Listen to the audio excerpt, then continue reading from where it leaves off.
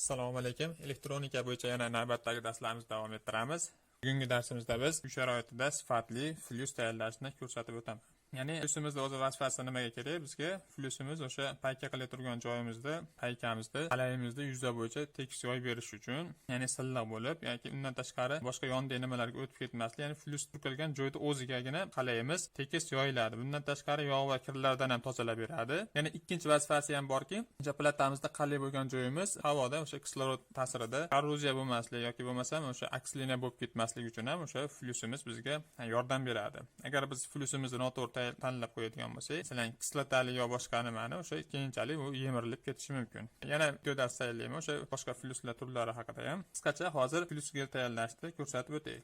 Buning uchun bizga hammasi aptekamizda bor, ya'ni uy sharoitida tayyorlash uchun oddiy nimalar. Buning uchun bizga kanifolimiz kerak bo'ladi. Mana kanifolimizni bozorda 3000 shunaqaga olishlaring mumkin. Kanifol, spirtimiz kerak bo'ladi. Spirtimiz 96 gradusli, bu faqat nimalarda bo'ladi?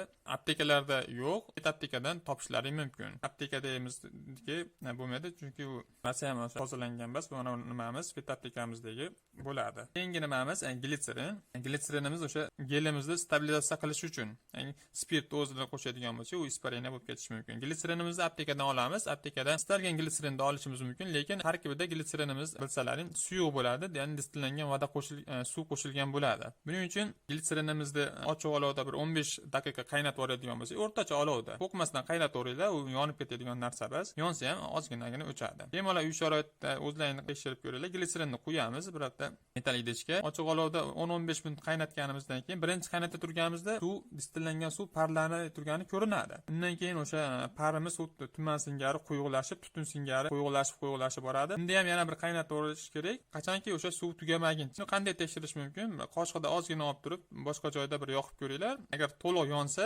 demak, tarkibida suv qolmagan. Chala yonadigan bo'lsa, demak, u hali tarkibida suv bor. Glitserinimiz quyuqlashmagan bo'ladi. Qaynatib bo'lgandan keyin glitserin sovigandan keyin bunday olib quyib ko'rsalar, o'zi quyuq bo'lib, o'sha glitserinning nimasiga o'tib qoladi. Demak, tayyorlashni ko'rsatib beraveray, chunki videoda vaqtimiz ham chegaralangan. Birinchi mayda qilib qum shaklida nima qilib olamiz? Kanifolimizni. Undan keyin spirtimizni qo'shamiz.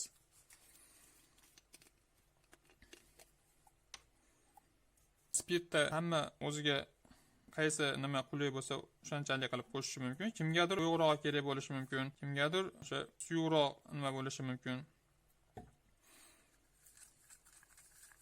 Spirtimizda kanifolimiz to'liq erib nima qilish uchun xohlasa bunaqa spirt idishiga quyib olib turib aralashtirsak, tezroq eriydi. Uni nima qilib chayqab yuboradigan bo'lsak, yoki bo'lmasam bir 10-15 minut nima qilib tursak, o'zi to'liq erish uchun bir kun vaqt ketadi. Lekin shunchaki erib olish uchun 10-15 minut aralashtirib turish kerak. Videomni to'xtatib turaman. To'liq mana aralashtirib oldim. Spirtimizda to'liq erib olish kerak kanifolimiz, lekin to'liq hozir erigani yo'q, lekin aralashtirsa bo'laveradi. To'liq erib olgan yaxshi. Endi spirtimizni shunday qoldirib foydalansa ham bo'laveradi. Agar shunday foydalanadigan bo'lsak, spirtimiz uchib ketgandan keyin baribir nimamiz qatib qoladi kanifolimiz. Shuning uchun stabilizatsiya qilishimiz uchun biz vazelin qo'shamiz.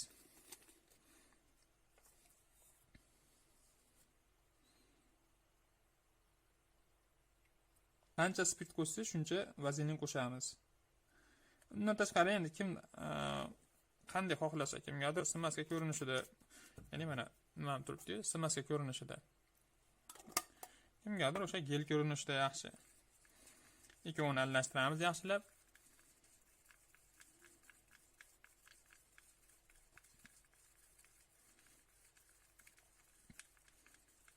Bunaqa flyusdan foydalangandan keyin shalaylangan joyda hali qora bo'lib, kanifoldan qoladigan qora musor qolmaydi.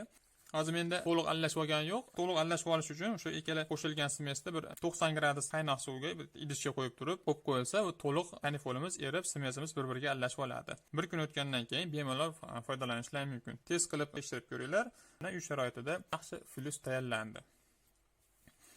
Bundan tashqari flyusimizda spirt bilan kanifolda ikkalasini aralashtirib olgandan keyin kimdir vazelin qo'shishi mumkin, kimdir boshqa narsalar bilan, spirtdan boshqa narsalar bilan ham eritib ko'rishadi.